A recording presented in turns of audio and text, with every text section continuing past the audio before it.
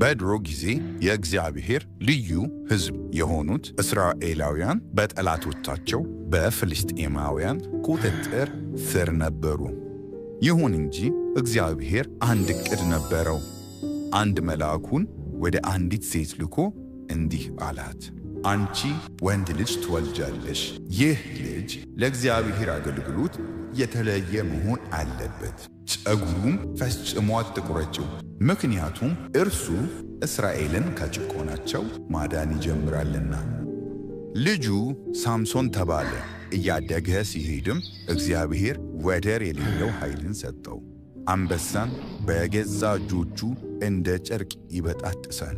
የአህያን መንጋጋ አጥንት ብቻ በመጠቀም እጅግ ብዙ ወታደሮችን ድል ያደረገው እርሱ ነበር። ማንም ሊቋቋመው የማይችለው ኃያል ሰው ሆነ። ሆኖም ሳምሶን አንድ ደካማ ጎን ነበረው። ብዙ ጊዜ የእግዚአብሔርን ፍቃድ ከመከተል ይልቅ የራሱን ፍላጎት ይከተል ነበር። በመጨረሻም ደሊላ የምትባል አንዲት ሴት ወደደ።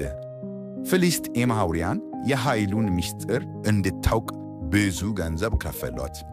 በመጀመሪያ ሳምሶን ምስጢሩን ለመናገር ፈቃደኛ አልነበረም። ነገር ግን በብዙ ልመናና ግፊት በመጨረሻ እጁን ሰጠ። ኃይሌ የሚመነጨው ከእግዚአብሔር ነው አላት። ነገር ግን ጸጉሬ ቢቆረጥ ያንን ኃይል አጣለው አላት። በዚያች ሌሊት ሳምሶን በጥልቅ እንቅልፍ ሳለ ደሊላ የራሱን ጸጉር ቆረጠችው። ወዲያውኑ ፍልስጤማውያን ወደ ውስጥ ገቡ፣ ያዙት፣ ሁለቱንም ዓይኖቹን አጠፉት። ሳምሶን ኃይሉን ብቻ ሳይሆን መንገዱንም አጣ፣ ተስፋውም ተሟጠጠ። በእስር ቤት ሳለ ሳምሶን ወደ እግዚአብሔር መጸለይ ጀመረ። ጸጉሩ ቀስ በቀስ ማደግ ጀመረ። ከዚህ ጋር ተያይዞ እምነቱ እንደገና በልቡ ውስጥ ማቆጥቆጥ ጀመረ። አንድ ቀን ፍልስጤማውያን ሊያላግጡበት ወደ ትልቁ ቤተ መቅደሳቸው አመጡት።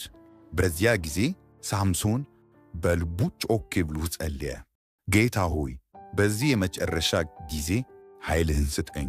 ሙሉ በሙሉ ኃይሉ ሁለቱን ትላልቅ ምሰሶች ገፋቸው።